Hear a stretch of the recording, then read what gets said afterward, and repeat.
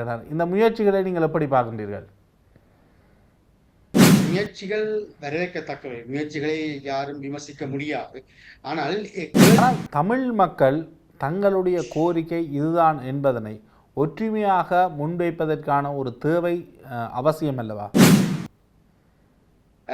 நிச்சயமாக அனைத்து கேள்வியிலே பதில் இருக்கின்றது. ஏனென்றால் இதைத்தான் நாங்கள் எங்களுடைய அரசியல் 10 எழுத்துக்களிலே சொல்கின்றோம். அதற்கான ஒரு முயற்சியை தான் சட்டத்தரணிகள் சங்கம் மேற்கொள்கின்றது இல்லையா? சட்டத்தரணிகள் சங்கம் செய்வது சரி. நான் அந்த அந்த முயற்சி போது அந்த குறித்த சட்டத்தரணிகளின் பின்னால் தமிழ் தேசிய மக்கள் முன்னணி இருக்கின்றது என்ற விமர்சனங்களும் இருக்கின்றன. ஆனால் அதனை அனைத்து கட்சிகளையும் ஏற்று அந்த முயற்சியில் ஈடுபடுகின்றார்கள் என்றால் அது ஒரு பிரச்சனை இல்லை இல்லவா? நிச்சயமாக என்ற விடயத்திலே விவாதம் இருக்கின்றது. சரி, சர்வதேச நீதிமன்றம் அல்லது சர்வதேச குற்றவியல் நீதிமன்றம் தான் ஐசிசி தான் இதுக்கு சரி என்று சொன்னால் சரி, அங்கே கூட போவதற்கான எந்த ஏற்பாட்டை இவர்கள் செய்தார்கள்? கட்சிகளாக அவர்கள் என்ன செய்ய முடியும்? இல்லை, கட்சிகளாக அவர்கள் பேசுவது, வெளிநாட்டு தூதுவராலயங்களுடன் பேசுவதை கடந்து அவர்கள் அங்கு சென்று வழக்கை தாக்கல் செய்ய முடியுமா? இல்லை தானே? அப்படி இல்லை. அதற்கான முயற்சி.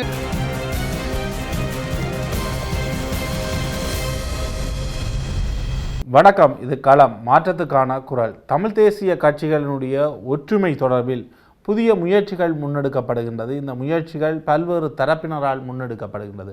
ஆகவே இந்த ஒற்றுமை முயற்சி என்பது எதனை நோக்கி இருக்கப் போகின்றது என்பது பிரதானமான ஒரு கேள்வியாக மாறுகின்றது. புதிய அரசியலமைப்பை திருத்தம் தொடர்பில் ஒரு நிலைப்பாட்டை தமிழ் மக்களாக முன்வைப்பதற்கா அல்லது இனப்படுகொலைக்கான நீதியை கோருவதற்கா போன்ற கேள்விகள் எழுகின்றன. இது தொடர்பில் பேசிக்கொள்வதற்காக சிரேஷ்ட பத்திரிகையாளர் நிக்சன் அவர்கள் கொழும்பிலிருந்து இணைந்து கொள்கின்றார். வணக்கம். வணக்கம். தற்பொழுது தமிழ் தேசிய கட்சிகளுக்கு இடையில் ஒரு ஒற்றுமையை ஏற்படுத்துகின்ற முயற்சியில் பல்வேறு தரப்புகள் ஈடுபடுகின்றனர். இந்த முயற்சிகளை நீங்கள் எப்படி பார்க்கின்றீர்கள்? முயற்சிகள் வரவேற்கத்தக்கவை. முயற்சிகளை யாரும் விமர்சிக்க முடியாது. ஆனால் கேள்வி என்னவென்று சொன்னால், செய்ய வேண்டிய வேலை திட்டங்களை இவர்கள் செய்தார்களா என்பது. குறிப்பாக இந்த ஜெனீவா மனித உரிமை சபையிலே முன்வைக்கப்படுகின்ற தீர்மானங்களை இலங்கை அரசாங்கம் ஒவ்வொரு முறையும் நிராகரித்து வருகின்றது. சென்ற 25ஆம் ஆண்டு நிராகரித்தது. ஆனாலும் ஜெனீவா மனித உரிமை சபை தீர்மானத்தின்படி 27ஆம் ஆண்டு வரை 2 ஆண்டுகள் மேலும் கால அவகாசம் வழங்கப்பட்டது. ஒஸ்லப் எனப்படுகின்ற அந்த ஐக்கிய நாடு சபையினுடைய விசாரணைக்காக. அது ஏற்கனவே கால அவகாசம் வழங்கப்பட்டு எதுவும் நடக்காத பின்னணியில் ஏவிபியை மையமாக கொண்ட தேசிய மக்கள் சக்தி அரசாங்கம் புதியது என்பதால் அவர்களுக்கு ஒரு 2 ஆண்டு கால சந்தர்ப்பம் கொடுக்க வேண்டும் என்று வழங்கப்பட்டது. ஆனால் அதை உடனடியாக நிராகரித்தார். இந்த ஆண்டு 2026ஆம் ஆண்டும் மார்ச் மாதம் இடம்பெற்ற அமர்விலே இலங்கை அரசாங்கம் நிராகரித்திருக்கின்றது. அது மாத்திரமல்ல, அறிக்கை ஒன்றை அனுப்பி இருக்கின்றது. உள்ளக பொறிமுறைகள் மூலம் எல்லாவற்றையும் செய்ய முடியும் என்று. ஆகவே கேள்வி என்னவென்றால், தமிழ் தேசிய கட்சிகள் கடந்த ஆண்டு கடிதத்தை அனுப்பியிருந்தன ஐக்கிய நாடுகளுடைய மனித உரிமை சபைக்கு. சரி, இந்த ஆண்டு எதுவும் செய்யவில்லை. இந்த ஆண்டு அது என்ன 27ஆம் ஆண்டு நீடிக்கப்பட்டதன் காரணமாக எதுவும் செய்யவில்லை என்று சொல்லலாம். ஆனால் இந்த ஆண்டு அரசாங்கம் நிராகரித்து அறிக்கை அனுப்பியிருக்கிறது என்று சொன்னால், அப்ப இந்த ஒரு ஆண்டு காலமாக அரசாங்கம் என்ன செய்தது என்ற முன்னேற்றங்கள் என்ன அல்லது செய்யவில்லை என்பது குறித்த எந்த விடயங்களையும் தமிழ் தேசிய கட்சியில் கடிதங்களாக அறிவிக்கவில்லை, அல்லது மனித உரிமை சபையுடைய பிரதிகளை சந்தித்து பேசியதாகவும் தெரியவில்லை. கொழும்பிலே கூட பிரதிகள் இருக்கிறார்கள். அந்த கருக்குழு நாடுகளினுடைய உறுப்பினர்கள் இங்கே இருக்கிறார்கள். அவர்களை கூட சந்தித்து பேசியாக தெரியவில்லை.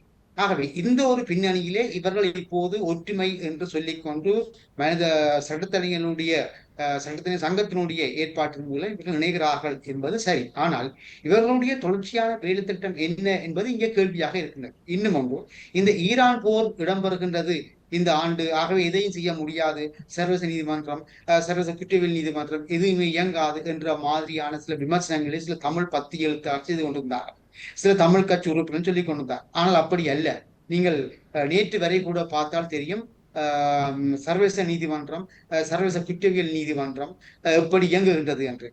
பலஸ்தீன விவகாரம் மற்றும் ரோஹிங்கிய முஸ்லிம்களுடைய விவகாரம், பிலிப்பைன்ஸ்லே போதைப் பொருள் கடத்தல் சம்பந்தமான பிரச்சனை எல்லாவற்றிற்குமான தீர்மானங்களை எடுத்திருக்கிறார். அதை விட சர்வதேச நீதிமன்றத்தில் தொடர்ச்சியாக வழக்கு போய்கொண்டிருக்கின்றது. சர்வதேச குற்ற நீதிமன்றத்திலே கூட சென்ற வாரம் பலஸ்தீன விடயம் தொடர்பாக ஆராயப்பட்டிருக்கின்றது. ஆகவே அந்த விடயங்கள் நடந்து கொண்டுதான் இருக்கின்றன. அப்படி இருக்கின்ற பொழுது தமிழ் தேசிய கட்சிகள் வாயால் சொல்லுகின்றார்கள், சர்வதேச நீதிமன்றத்துக்கு போகின்றார்கள்.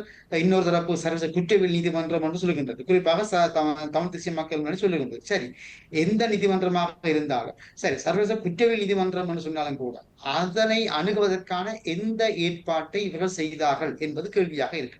இப்ப சர்வதேச நீதிமன்றத்துக்கு போக முடியாது என்றால் சர்வதேச குற்றவியல் நீதிமன்றத்துக்கு, அதாவது ஐசிசிக்கு தான் போக வேண்டும் என்று சொன்னேன். சரி, அதற்கு கூட போவதற்கான முயற்சி என்ன, எடுக்கப்பட்ட முயற்சி என்ன? எதுவுமே செய்யவில்லை. வெறுமனே ஒரு கடிதத்தை மட்டும் அனுப்பிவிட்டு அப்படியே இருக்கிறார்கள். ஆனால் இந்த ஆண்டும் அரசாங்கம் நிராகரித்திருக்கின்றது. ஆகவே இந்த பின்னணியில் இந்த சட்டத்தரணிகள் சங்கத்தினுடைய முயற்சி என்பது அடுத்த கட்டமாக இதை செய்ய போகின்றது என்ற கேள்வி எழுகின்றது. ஆகவே ஒரு தொடர்ச்சியற்ற போராட்டங்களும் தொடர்ச்சியற்ற கோரிக்கைகளும் தான் இருக்கின்றன. இவர்களுடைய இலக்கு முழுவதுமே இந்த மாகாண சபை தேர்தல் எப்ப நடைபெற்றால் அதில் எப்படி போட்டி போடுவது என்பது மாத்திரம்தான் இப்போதைக்கு தமிழ் தேசிய கட்சிகளுக்கு இலக்காக தெரிகின்றன. அரசாங்கம் புதிய அரசியலமைப்பை ஒன்றை கொண்டு வர இருக்கின்றதா, அல்லது புதிய மாகாண சபை தேர்தலை நடத்துவதற்கு வாய்ப்புகள் அதிகமா?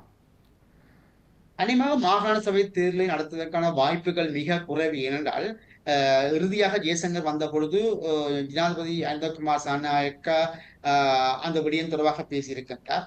ஆனால் குறிப்பாக பிரதமர் ஹரணி மற்றும் வெளியுறவு அமைச்சர் ஆகியோர் சந்தித்த பொழுது சொல்லப்பட்ட விடயம் என்று சொன்னால் பெருமளவு நிதி தேவை, கிட்டத்தட்ட 10 பில்லியன் வரை தேவைப்படுகின்றது. ஆகவே தற்போதைக்கு பொருளாதார நெருக்கடி சூழல் இருக்கின்ற நிலையில் இப்போதைக்கு தேர்தலை எதிர்பார்க்க முடியாது. ஆனால் என்ற ஒரு உறுதிமொழி வழங்கும். எனவே இந்த ஆண்டு மாகாண சபை தேர்தல் நடத்தப்படக்கூடிய வாய்ப்பு இல்லை. அநேகமாக அது அப்படி அதற்கான வாய்ப்புகள் இல்லை. அடுத்தது புதிய யாப்பு என்று சொல்லித்தான் இந்த அரசாங்கம் பதவிக்கு வந்தது. குறிப்பாக இந்த சிஸ்டம் சேஞ்ச் என்று ஒரு கதை வந்தது. ஆனால் இப்போது அது பற்றிய கதை இல்லை. இப்போது பயங்கரவாத தடைச்சட்டத்துக்கு மாற்றீடாக புதிய தடைச்சட்டம் ஒன்றை கொண்டு வந்தார். அதுக்கும் கடும் எதிர்ப்பு வெளியிடப்பட்டு அது அப்படியே கிடக்கின்றது. ஆகவே இந்த நிலையில் புதிய யாப்பு கொண்டு வரப்படும் என்று எதிர்பார்க்க முடியாது. அநேகமாக நான் நினைக்கின்றேன் இவர்களுடைய பதவிக்கால முடிவினுடைய இறுதி ஆண்டில், அதாவது இப்போது 2வது ஆண்டு நடைபெற்றுக் கொண்டிருக்கிறது. ஆகவே அடுத்த இன்னும் ஒரு ஆண்டு கழிந்த பின்னர் 4வது ஆண்டிலே சில வேளைகளில் நிறைவேற்று அதிகாரம் கொண்ட ஜனாதிபதி ஆட்சி முறையை மாற்றக்கூடிய வாய்ப்புகள் வரலாம். அதை மாற்றிவிட்டு அவர்கள் அடுத்த தேர்தலுக்கு போகக்கூடும். அப்படி போனால் சில வேளைகளில் அவர்களுக்கு அடுத்த வெற்றியாக அது இருக்கும். என்றால் நீங்கள் எதுவுமே செய்யவில்லை என்ற ஒரு குற்றச்சாட்டை எதிர்கட்சிகள் முன்வைக்கின்றன, ஊடகங்களும் முன்வைக்கின்றன. ஆகவே புதிய யாப்பு என்பதை இப்போதைக்கு அவர்கள் செய்யாமல் நிறைவேற்று அதிகாரம் கொண்ட ஜனாதிபதி முறைமையை மாத்திரம் மாற்றுவதற்கான யோசனைகளை தான் செய்து கொண்டிருக்கிறார்கள் போல் தெரிகின்றது. ஆனால் தமிழ் மக்கள் தங்களுடைய கோரிக்கை இதுதான் என்பதனை ஒற்றுமையாக முன்வைப்பதற்கான ஒரு தேவை அவசியம் அல்லவா? நிச்சயமா நான் நினைக்கிறேன் கேள்வியிலே பதில் இருக்கின்றது. ஏனென்றால் இதைத்தான் நாங்கள் எங்களுடைய அரசியல் 10 எழுத்துக்களிலே சொல்கின்றோம். அதற்கான ஒரு முயற்சியை தான் சட்டத்தரணிகள் சங்கம் மேற்கொள்கின்றது இல்லையா? சட்டத்தரணிகள் சங்கம் செய்வது சரி. நான் அந்த அந்த முயற்சி போது அந்த குறித்த சட்டத்தரணிகளின் பின்னால் தமிழ் தேசிய மக்கள் முன்னணி இருக்கின்றது என்ற விமர்சனங்களும் இருக்கின்றன. ஆனால் அதனை அனைத்து கட்சிகளையும் ஏற்று அந்த முயற்சியில் ஈடுபடுகின்றார்கள் என்றால் அது ஒரு பிரச்சனை இல்லை இல்லவா? நிச்சயமாக எல்லோரும் அங்கே ஈடுபடுகிறார்கள். நான் முன்வைக்கும் கேள்வி என்னவென்று சொன்னால், இந்த இன அழிப்பு என்று தமிழ் தேசிய மக்கள் முன்னணி, தமிழரசு கட்சி எல்லோருமே சொல்லுகிறார்கள். நாடாளுமன்றத்திலே பேசுகிறார், ஊடகங்களுக்கு நேர்காணல் வழங்குகின்ற பொழுது சொல்லுகின்றார். சரி, இப்ப இன அழிப்பு அல்லது போர்க்குற்ற விசாரணை என்று இவர்கள் சொன்ன விடயம் கிட்டத்தட்ட 9 16 ஆண்டுகள் கழிந்து விட்டன. இந்த 16 ஆண்டுகளிலே இவர்கள் எடுத்த நடவடிக்கை என்ன? கடிதங்களை அனுப்புகின்றார்கள், வெளிநாட்டு தூதுவர்களை சந்தித்து பேசுகின்றார்கள். அதனை கடந்து ஐநா மனித உரிமை அமைப்பினுடைய முக்கியஸ்தர்கள் இலங்கை வருகின்ற பொழுதெல்லாம் அவர்களுடன் இந்த விடயங்கள் தொடர்பில் அவர்கள் கலந்துரையாடுகின்றார்களா? அமிர்தலிங்கம் போராட்டம் ஆரம்பிக்கப்பட்ட காலத்திலும் சரி, அதுக்கு முன்னாள் காலத்திலும் சரி, அமிர்தலிங்கம் டில்லிக்கு அடிக்கடி போய் வந்தார், பேசிக்கொண்டுதான் இன்று வரைக்கும் பேசுகிறார். அதல்ல பிரச்சனை. இப்போது செயற்பாட்டு ரீதியான விடயங்கள் என்ன? இப்ப இலங்கை அரசாங்கத்தை எடுத்துக்கொள்வோம். 2009 யுத்தம் முடிந்த பின்னர் அவர் இன்று வரைக்கும் செயற்பாட்டு ரீதியாக அவர்கள் சரியோ பிள்ளையோ வடக்கு கிழக்கில் நாங்கள் இன்னும் அபிவிருத்தி செய்கின்றோம், இன்னென்ன விசாரணைகள் இடம்பெற்றிருக்கின்றன, ஜெனீவா மனித சபையின் தீர்மானத்தை நிராகரித்தாலும் தீர்மானங்கள் இருக்கிற பல விடயங்கள் நாங்கள் நடைமுறைப்படுத்தியிருக்கின்றோம் என்றெல்லாம் ஏதோ அறிக்கை சமர்ப்பிக்கின்றார்கள். சில விடயங்களை செய்து காட்டுகின்றார்கள். அது பொய்யாக இருக்கலாம், மெய்யாக இருக்கலாம். ஆனால் எந்த ஒரு செயற்பாடையுமே தமிழ் தேசிய கட்சிகள் இதுவரைக்கும் செய்ததாக இல்லை. உதாரணமாக சர்வதேச குற்றவியல் நீதிமன்றத்துக்கு போவதா அல்லது சர்வதேச நீதிமன்றத்துக்கு போவதா என்ற விடயத்திலே விவாதம் இருக்கின்றன. சரி, சர்வதேச நீதிமன்றம் அல்லது சர்வதேச குற்றவியல் நீதிமன்றம் தான் ICC தான் இதுக்கு சரி என்று சொன்னால் சரி, அங்கே கூட போவதற்கான எந்த ஏற்பாட்டை இவர்கள் செய்தார்கள்? கட்சிகளாக அவர்கள் என்ன செய்ய முடியும்? இல்லை, கட்சிகளாக அவர்கள் பேசுவது, வெளிநாட்டு தூதுவராலயங்களுடன் பேசுவதை கடந்து அவர்கள் அங்கு சென்று வழக்கை தாக்கல் செய்ய முடியுமா? இல்லை தானே. அப்படியல்ல, அதற்கான முயற்சிகள் இருக்கு. இப்போ சர்வதேச நீதிமன்றத்துக்கு போவதாக இருந்தால் கட்சிகளாக அல்லது அரசற்ற சமூகமாக போக முடியாது. அரசுதான் போகும். ஒரு அரசு அரசை நாட வேண்டும். இவர்கள் எந்த ஒரு அரசையும் நாடவில்லை. இந்தியா, அமெரிக்கா என்ற ஒரு பெரிய நாடுகளை தவிர இவர்கள் வேறு எந்த ஒரு அரசோடும் எங்களுடைய தமிழ் மக்களுடைய பிரச்சனை சம்பந்தமாக பேசியது கிடையாது. ஒரு சிறிய நாட்டினுடைய உதவியை கூட பெற்றது கிடையாது. ஆகவே இந்த தமிழ் தேசிய கட்சிகளால் எந்த விதமான பலனும் தமிழ் மக்களுக்கு கிடையாது. ஆகவே இவர்கள் ஒற்றுமை அடைவதனூடாகவும் எந்த பலனும் கிடைக்கப் போவதில்லை. அப்படியா? அப்படி அல்ல. அதாவது முயற்சிகள், அதாவது என்னென்றால் இங்கே ஒரு லிமிட்டேஷன் வருவது, ஒரு வரையறை என்று வருகிறது. எப்படி என்று சொன்னால் பேசுவதை எல்லாம் பேசுகிறார்கள், மேடைகளிலே பேசுகிறார்கள், தேர்தல் விஞ்ஞாபனங்கள் எல்லாம் அழகாக சித்தரிக்கிறார்கள். ஆனால் செயற்பாடு என்பது இல்லை. செயற்பாடு என்ன சொன்னால் நாடாளுமன்ற தேர்தல், மாகாண சபை தேர்தல், உள்ளாட்சி சபை தேர்தல், இலங்கை 4 தேர்தல் இருக்கின்றன. ஜனாதிபதி தேர்தல் கடந்து அவர்கள் என்ன செய்ய வேண்டும் என்று நீங்கள் எதிர்பார்க்க போட்டி போடலாம். அவர்கள் இதனை கடந்து என்ன செய்ய வேண்டும் என்று நீங்கள் எதிர்பார்க்கிறீர்கள்? முதல்லே இவர்கள் தமிழ் தேசியத்தை பேசுபவர்கள் ஒரு விடயத்தை தெளிவாக புரிந்து கொள்ள வேண்டும். இலங்கை நாடாளுமன்றத்துக்குள் இருந்து கொண்டு தீர்வுகளை செய்ய முடியாது. அது ஒற்றையாட்சி அரசியல் ஜாப் என்பது பட்டவர்த்தனமாக தெரிந்த உண்மை. சரி, அப்ப இவர்கள் என்ன செய்ய வேண்டும் என்றால் ஒரு சமூக உடன்படிக்கைக்கு வர வேண்டும். இது நான் பல இடங்களிலே பல 10 எழுத்துக்களில் சொல்லியிருக்கின்றேன், நேர்காணலும் சொல்லியிருக்கின்றேன். அதாவது சோசியல் கான்ட்ராக்ட் என்று சொல்லப்படுகின்ற இந்த சமூக உடன்படிக்கை, அதாவது 2 அரசியல் சமூகங்களுடைய உடன்படிக்கை மூலமாக கொண்டுவரப்பட வேண்டிய வேலை. ஆனால் அதற்கான காய் நகர்த்தர்கள், அதற்கான திட்ட வரைவுகள் எதுவும் இதுவரைக்கும் இல்லை. ஆக இந்த ஒற்றையாட்சி சிஸ்டத்துக்குள்ள இன்டர் ஸ்டேட் கான்ஸ்டிடியூஷன்ல இருக்கக்கூடிய அந்த சமூக உடன்படிக்கை என்பது தேர்தலை மாத்திரம் போட்டி போடுகிறார். அந்த சமூக உடன்படிக்கை என்பது யாருடன் ஏற்படுத்திக் கொள்ளப்பட வேண்டும்? நிச்சயமாக அதற்கான வலுவாக நாங்கள் ஒருமித்த குரலே இருக்க வேண்டும். இருக்கின்ற பொழுதுதான் நிச்சயமாக இலங்கையின் சிங்கள அரசியல் தலைவர்கள் படிக்கு இறங்கி வருவார்கள். இதை நாங்கள் என்ன செய்ய வேண்டும் என்று சொன்னால் கட்சி அரசியலுக்குள்ளே முடக்கிவிடக் கூடாது. இங்கே அப்படிப்பட்ட ஒரு ஒற்றுமை முயற்சியை தான் இந்த சட்டத்திறனைகள் ஊடாக அது மேற்கொள்ளப்படுகின்றது இல்லையா? தமிழ் தரப்பு 2009க்கு பின்னர் அந்த முயற்சியை கூட நான் என்ன சொல்கின்றேன் சொன்னால் தமிழ் மக்களுடைய அரசியல் உரிமைகள், அரசியல் விடுதலைகள் சார்ந்த விடயங்கள் எல்லாவற்றையுமே ஒரு பொதுநிலையாக கொண்டு வர வேண்டும். அதை கட்சி அரசியலுக்குள்ளே கொண்டு போகக்கூடாது. தமிழ் தேசிய மக்கள் முன்னணியா இருக்கலாம், தமிழரசு கட்சியா இருக்கலாம், டிடிஎன்ஏயா இருக்கலாம், அவர்களுடைய கட்சியை தேர்தலிலே போட்டி போடலாம், இலங்கையினுடைய நாடாளுமன்ற தேர்தலில் அவர் எதுவும் செய்யலாம். அது பிரச்சனை. கட்சியை கடந்து தமிழ் மக்கள், கட்சிகளை கடந்து தமிழ் மக்களுடைய விடயத்தில் தொடர்ச்சியாக செயற்படுவதற்கு வேறு தரப்புகள் கிடையாது. இல்லை, அதைத்தான் யார் இருக்கின்றார்கள் என்ற ஒரு கேள்வி இருக்கின்றது அல்லவா? ஒற்றுமை இந்த சட்டத்தனி சங்கம் எடுக்கிற முயற்சியில் என்ன செய்ய வேண்டும் சொன்னால் எல்லா கட்சிகளிலிருந்தும் பிரதிநிதிகளை தெரிவு செய்து இவர்கள் தான் இனிமேல் மக்களுடைய இந்த பிரச்சனை சம்பந்தமான விஷயங்களில் ஈடுபடுவார்கள், இவர்கள் தான் செய்வார்கள் என்று அதாவது ஒரு புள்ளியிலே வர வேண்டும். என்ன தீர்மானம், என்ன தீர்வை முன்வைப்பது, என்ன எதை நோக்கி செயற்படுவது என்ற விடயத்தில் ஒரு வரைபடம் ஒன்று தயாரிக்கப்பட வேண்டும். அந்த வரைபடம் தயாரிக்கப்பட்டு அதை ஒரு 4-5 பேர் கொண்ட கட்சி அரசுக்கு அப்பால் ஈடுபட வேண்டும். அதை எல்லா கட்சியிலும் ஏற்றுக்கொள்ள. இதற்கு முன்னர் தமிழ் மக்கள் உதாரணமாக இலங்கை அரசாங்கத்தை பாருங்க, சிங்கள அரசியல் கட்சியிலே பாருங்க. நான் அடிக்கடி சொல்லுகின்ற விடயம் என்னென்றால் வடக்கு அவர்களுடைய ஜேவிபியா இருக்கலாம், ஐக்கிய கட்சியா இருக்கலாம், ஸ்ரீலங்கா சுதந்திர கட்சி, ஸ்ரீலங்கா பெரும்பாலான எந்த கட்சியா இருந்தாலும் அவர்கள் கட்சி வேறுபாடு இருக்கும்.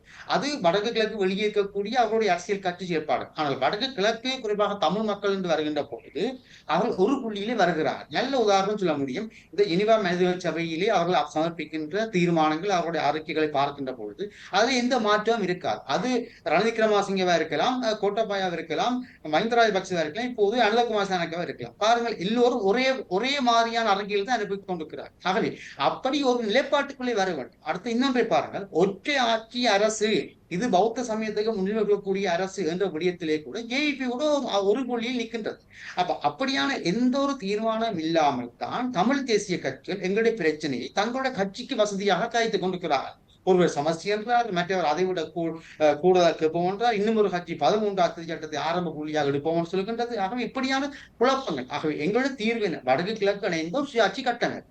அவை அதை எப்படி கேட்பது? இப்ப சுயநிர்ணய உரிமை என்று எல்லோரும் கேட்கிறார்கள். அப்ப சுயநிர்ணய உரிமை என்று கேட்பதாக இருந்தால் சமஷ்டி என்று வருகின்ற பொழுது அங்கே சுயநிர்ணயம் இருக்க வாய்ப்பில்லை. ஏனென்றால் சமஷ்டி என்ற கோட்பாட்டுக்குள்ளே சுயநிர்ணய உரிமை இல்லை. அப்படியாக இருந்தால் நீங்க சுயநிர்ணய உரிமை என்று சொல்வதனுடைய அர்த்தம் என்ன? இந்த விடயங்களிலே முதல் தெளிவுபடுத்தப்பட வேண்டும். இதை பற்றி கூடி பேச வேண்டும். இந்த முடிவுகளை எடுத்துக்கொண்டுதான் இதை ஒரு ஒரு ஒரு புள்ளியில் நின்று ஒருமித்த குரலாக இந்த கட்சியில் இருக்கக்கூடிய தலைவர்கள் செயல்படுத்த. இது எல்லாவற்றையும் ஆனால் இங்கு இருக்கின்ற இலங்கைக்குள் இருக்கின்ற தமிழ் தேசியம் சார்ந்த கட்சிகளின் அதி உச்ச நிலைப்பாடு சமஷ்டி. 13ஆம் திருத்தத்தை ஏற்றுக்கொள்பவர்கள் இருக்கின்றார்கள். சமஷ்டி என்ற பெயர் பலகை தேவையில்லை என்று சொல்கின்ற தரப்பினர் இருக்கின்றார்கள். நாங்கள் தற்பொழுது அதனை கடந்து இன்னும் ஒரு உச்சபட்சத்தை பற்றிய ஒரு கருத்துருவாக்கத்தை மேற்கொள்வது என்பது இந்த காலத்துக்கு பொருத்தமானதா? 13ஆம் திருத்தம் கூட தற்பொழுது நடைமுறையில் கிடையாது. அதனை மேற்கொள்வதற்கு கூட அரசாங்கமோ இந்தியாவோ மிகப்பெரிய அளவுக்கு அது சார்ந்த செயற்பாடுகளில் இல்லை. ஆனால் நாங்கள் இன்னும் ஒரு கற்பனைவாதத்தின் உச்சத்துக்கு செல்கின்றோமா? இது நான் இந்த கேள்வி நான் முழுமையாக நிராகரிக்கின்றேன். இது என்னென்றால் ஒரு சைக்காலஜிக்கல் போர் எங்கள்கிட்ட விட என்னென்றால் இப்ப இலங்கை அரசு என்ற கட்டமைப்பு 49ஆம் ஆண்டு விடுதலை புலிகள் விவாதத்துக்கு முன்னர் போராட்டம் ஆரம்பிப்பதற்கு முன்னர் பிரபாரம் பிறப்பதற்கு முன்னர் ஆரம்பித்த அந்த நிலைப்பாட்டை சிந்தனை இன்று வரைக்கும் கொண்டு வருகிறது என்று சொன்னால் அரசு என்ற கட்டமைப்பில் இருந்து கொண்டு வருகிறது என்று சொன்னால் தமிழ் மக்களாக எங்களுக்கு 13ஐயுமே தருகிறார்கள் இல்லை. இப்போ சமஷ்டி எப்படி கேட்பது என்பது ஒரு ஒரு சைக்காலஜிக்கலான ஒரு யுத்தத்தை திணிக்கிறார்கள் கொண்டு வந்து. சரி, நாங்க மாறி யோசிப்போம். தமிழக தனிநாட்டை கேட்கிறார்கள், இப்போது யுத்தம் இல்லை, சரி சமஷ்டியை கேட்கிறார், சுயநிர்ணய கேட்கிறார், அதையாவது கொடுத்து விடுவோம் அல்லது சரி 13ஆவது கொடுத்து விடுவோம் என்ற நிலைப்பாட்டுக்கு அரசாங்கம் வருகின்றதா? சிங்கள தலைவர்கள் வருகிறார்களா? இல்லை. ஏன் நாங்கள் அந்த நிலைப்பாட்டுக்கு போவோம்? சமஷ்டி தர்றார்களே, நாங்கள் 13 கூட தருகிறார்களே, நான் சமஷ்டியை கேட்க முடியும்ன்றது எங்களுக்குள்ள நாங்கள் கேட்டுக்கொடுக்க முடியுமா? கற்பனைவாதம் சொல்ல முடியுமா? இல்லை. இது தமிழ் மக்கள் உரிமை சார்ந்து பேசுகின்ற விடயம் எதுவுமே கற்பனை அல்ல. இந்த தொடை நடுங்கி கூட்டம் கொஞ்சம் இருக்குது இங்க தமிழ் மக்கள்ல. அதாவது சிங்களவர்களை கோவப்படுத்தக்கூடாது, சிங்கள மக்கள் நாங்கள் தாஜா பண்ணி கொண்டு போகணும், இந்த மாதிரியான கருத்துக்களை கூறுகின்றவர்கள் தான் இப்படியான கருத்தில் கற்பனைவாதம் என்கிறார். இது கற்பனைவாதம் அல்ல, இது சுயநிர்ணய உரிமை என்பது அங்கீகரிக்கப்பட வேண்டிய ஒன்று. அது உலக ரீதியாக இருக்கக்கூடிய ஒரு கோட்பாடு. அதை நாங்கள் கேட்பதற்கும் இல்லை சரிவராது நாங்கள் 13க்கு மேலே அதுவும் தேவையில் நாங்கள் தேர்தலோடு நின்று கொள்வோம் என்று சொல்லுவது, எங்களை நாங்களே குனிந்து கொடுப்பது, எங்களை நாங்களே மனிதப்படுத்துவது, எங்களுடைய கோரிக்கைகளை நாங்களே குறைப்பது என்பது எங்களுடைய பலவீனம். உண்மையில் ஒருமித்த கருத்தாக நாங்கள் நிற்கின்ற பொழுது எதையும் சாதிக்க முடியும். உதாரணமாக இந்த பலஸ்தீன விவகாரத்தை பாருங்க. நேற்று போன கிழமை கூட சர்வதேச நீதிமன்றத்திலே சொல்லப்பட்டிருக்கிறது, பலஸ்தீன நிலம் சட்ட ரீதியானது என்பதை ஏற்றுக்கொள்ள வேண்டிய நிலைமை இருக்கின்றது என்ற வாதம் முடிவிலே வந்திருக்கின்றது. சரி, குடியேற்றங்கள் அதாவது 67ஆம் ஆண்டிலே செய்யப்பட்ட குடியேற்றங்கள் சட்டத்தன்மை அற்றவை என்றெல்லாம் அங்கே விவாதங்களிலே பேசப்பட்டு முடிவுகள் வந்திருக்கின்றன. ஆகவே 48ஆம் ஆண்டு எங்களுக்கு குடியேற்றம் ஆரம்பித்தது வடகிழக்கு மாநிலத்திலே. ஆனால் அந்த குடியேற்றங்கள் சட்டத்தன்மை வாய்ந்ததா? இல்லை. இன்று வரை கூட சட்டத்தன்மை வாய்ந்தது இல்லை. இதையெல்லாம் நிரூபிக்காமல் எழுந்தமானமாக இப்போது நாங்கள் நடைமுறை சாத்தியமாக பேசுவோம், ஜார்த்த அரசியலை பேசுவோம் என்பது பலவீனமான கருத்தியல். அதாவது எங்களால் ஒரு உறுதியான செயற்பாட்டை முன்னெடுக்க முடியாது என்பதுடைய பலவீனங்கள் தான் அவை. உண்மையில் சரியான முறையில் உறுதியாக செயற்பட்டால் நல்ல உதாரணம் பலஸ்தீனம் ரோஹிங்கிய மக்கள் நல்ல உதாரணம். ஆகவே நாங்கள் பலவீனமாக இருந்து கொண்டு உட்கம்பட்டு சொல்வதாக இருந்தால் எங்களுக்கு இந்த இலங்கை ஒற்றையாட்சி அரசியல் ஜாப்பில் வரக்கூடிய தேர்தல்களை மாத்திரம்தான் போட்டி போட தெரியும் என்பதை இந்த தமிழ் தேசிய கட்சிகள், தமிழ் தேசிய மக்கள் உள்ளிட்ட தமிழரசு கட்சி உள்ளிட்ட தமிழ் தேசிய கட்சிகள் தங்களுடைய பலவீனத்தை பட்டவர்த்தனமாக காண்பித்திருக்கிறார்கள். ஏன் கட்சிகளை கடந்து வேறு தரப்புகளால் அதனை மேற்கொள்ள முடியவில்லை? கட்சிகள் அனைத்தும் தவறென்றால் அதனை கடந்தும் ஒரு தரப்பு தமிழர் மக்களிடம் இல்லையே.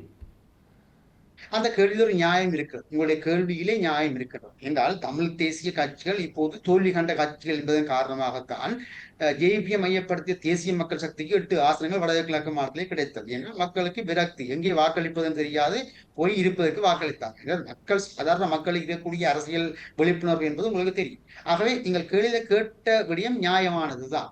ஆனால் அதை கடந்து சிவில் சமூக அமைப்புகளாக செயற்படுகின்ற பொழுது அங்கும் என்ன பலவீனம் வருகின்றது என்றால், இந்த இரண்டு கட்சிகள், குறிப்பாக தமிழரசு கட்சியும் தமிழ் தேசிய மக்கள் முன்னணியும் என்ன செய்கின்றது என்றால் அதை நிராகரிக்கின்றன. நல்ல உதாரணம், கட்சிகளை கடந்துதான் இந்த பொது அமைப்புகள் செயற்பட வேண்டும். கட்சிகள் தவறு என்பதனால்தான் பொது அமைப்பு என்ற கோரிக்கையை முன்வருகின்றது. ஆனால் அந்த நேரத்தில் போய் திருப்பி கட்சிகளுக்கு பின்னால் தாங்கள் நிற்க போகின்றோம் என்பது என்ன வகையின் அடிப்படையே இல்லை அல்லவா? கட்சிகள் தவறு என்பதால் தான் பொது அமைப்பு. பல சிவில் சமூக அமைப்புகளுடைய செயற்பாடுகள் பிறகு இது ஒரு கட்டத்திலே ஒரு அரசியல் கட்சிக்கு பின்னால் வருகின்றன. அது ஒரு குற்றச்சாட்டு, உண்மை. அந்த குற்றச்சாட்டை நான் மறுதளிக்கவில்லை. ஆனால் சிவில் சமூக அமைப்புகளாக எடுக்கின்ற முடிவுகளை பிரதான கட்சிகள் ஏதோ ஒரு கட்டத்திலே புறக்கணிக்கின்றன. ஏன் ஏற்றுக்கொள்ள வேண்டும்? ஏன் சிவில் அமைப்புகளினுடைய முடிவை ஏன் கட்சிகள் ஏற்றுக்கொள்ள வேண்டும்? இது ஜனநாயக சூழலுக்கு முரணானது அல்லவா முழுமையாக? நிச்சயமாக அப்படியாக இருந்தால் கட்சிகளை கடந்து செய்ய வேண்டிய ஒரு நிலைமை இருக்கும் என்று சொன்னால் நிச்சயமாக ஒரு பலமான சிவில் சமூக அமைப்பு, பலமான பொது அமைப்பு கட்டமைக்கப்பட வேண்டும். அதாவது கட்சிகள் அமைப்புகள் தனிநபர்கள் சார்ந்தல்லவா இருக்கின்றது. சிவில் சமூக அமைப்புகள் என்பன தனிநபர் சார்ந்த அமைப்புகள் அல்லவா? அந்த குற்றச்சாட்டு உண்மை. சில சிவில் சமூக அமைப்புகள் தனிநபர் சார்ந்த, ஆகவே சிவில் சமூக தனிநபர் சார்ந்த சிவில் அமைப்புகள் ஒரு முடிவை எடுத்து அதனை மக்கள் மயப்படுத்துவதற்கு கட்சிகளை பயன்படுத்த நினைப்பது என்பது எந்த அளவு தூரம் ஒரு ஏற்றுக்கொள்ளக்கூடியது? அதிலே உண்மை இருக்கின்றது. கட்சிகளுக்கு மக்களுடைய ஆணை இருக்கின்றது, ஆனால் சிவில் தரப்புகளுக்கு முழுமையாக இல்லை. சில சிவில் சமூக அமைப்புகள் என்று சொல்லிக்கொண்டு அல்லது சில தனிநபர்கள் சிவில் சமூக அமைப்புகளாக காண்பித்துக் கொண்டு பின் அதை கொண்டு கட்சிக்குள்ளே இணைக்கிறார்கள். இது கடந்த காலத்தில் நாங்கள் நேரடியாக பார்த்த வரலாறுகள் தான், இல்லை என்று இல்லை. ஆகவே இது நேர்மையாக நடக்க வேண்டுமாக இருந்தால் நிச்சயமாக இது அரசியல் கலப்பற்ற, அதாவது தமிழ் தேசிய கட்சிகள் கடந்து அரசியல் கலப்பற்ற ஒரு தமிழ் மக்களுடைய உரிமையாக பார்க்கக்கூடிய அளவுக்கான ஒரு சிந்தனை கொண்ட குழு ஒன்று தோற்றம் வர வேண்டும். இதுவரை காலமும் வடகிழக்கில் அவ்வாறான அமைப்பை காண முடியவில்லை. இல்லையா?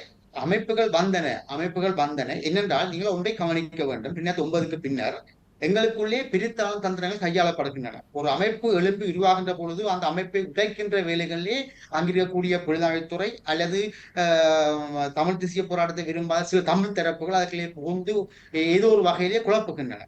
அதாவது இந்த சதி திட்டம் என்பது, சதி கோட்பாடு என்பது மிக முக்கியமானது. ஒன்றை பார்க்க வேண்டும். இப்போது ஈரானிலே கூட நாங்கள் பார்த்திருக்கின்றோம், பலஸ்தீனத்தில் கூட இன்று வரையும் பார்த்திருக்கின்றோம்.